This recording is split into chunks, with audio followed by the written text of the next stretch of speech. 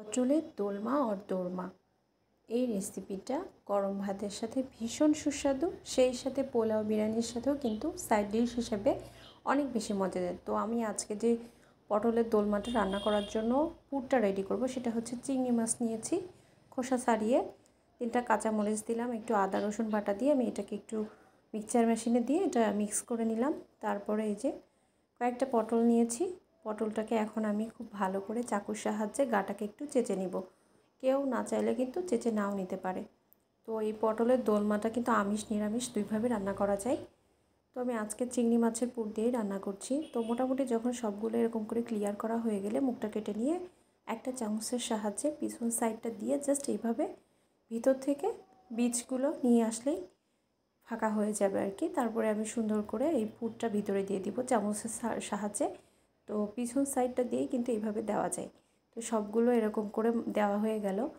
তো আমি এখন পেঁয়াজ, তারপরে তেলের সাথে দিয়েছি তেজপাতা আর একটু হলুদের গুঁড়া, আর দিলাম হচ্ছে লবণ পরিমাণ মতো, ধনিয়া গুঁড়া দিয়েছি, একটু জিরার গুঁড়া দিব।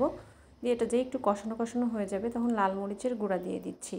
তারপরে একটু হালকা করে বাটা মশলা দিচ্ছি আর কি। তো এখানে তেজপাতা দেওয়ার সাথে সাথে কিন্তু ঘ্রাণটা ভালো চলে আসে। পেঁয়াজ রসুন আদার পেস্ট আর হালকা 1 টেবিল চামচ পরিমাণ টক দই দিয়ে আমি এটাকে নেড়ে চেড়ে নিচ্ছি। খুব ভালো করে মিশিয়ে নিতে হবে, টক দই যেহেতু দেওয়ার পরে একটু সাদাটে হয়ে থাকে। তারপরে এটা মেশানো হয়ে গেলে আমি 2টা কেটে রাখা টমেটো দিয়ে দিচ্ছি, পাকা টমেটো। কেউ চাইলে হচ্ছে কেচাপও ব্যবহার করতে পারে। তো এটা খুব ভালো করে কষানো হলেই আমি এই যে পুর ভরা পটলগুলো দিয়ে দিচ্ছি। তো পটলগুলো কিন্তু কেউ চাইলে একটু হালকা তেলে টেলেও নিতে পারে।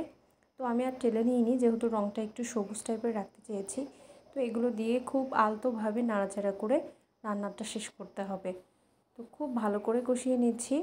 আর এই টমেটো কেচাপ বা টমেটোর পিউরি বলেন, যেটাই টমেটো বলেন, দেওয়ার কারণে এর রঙটা কিন্তু দারুণ আসে।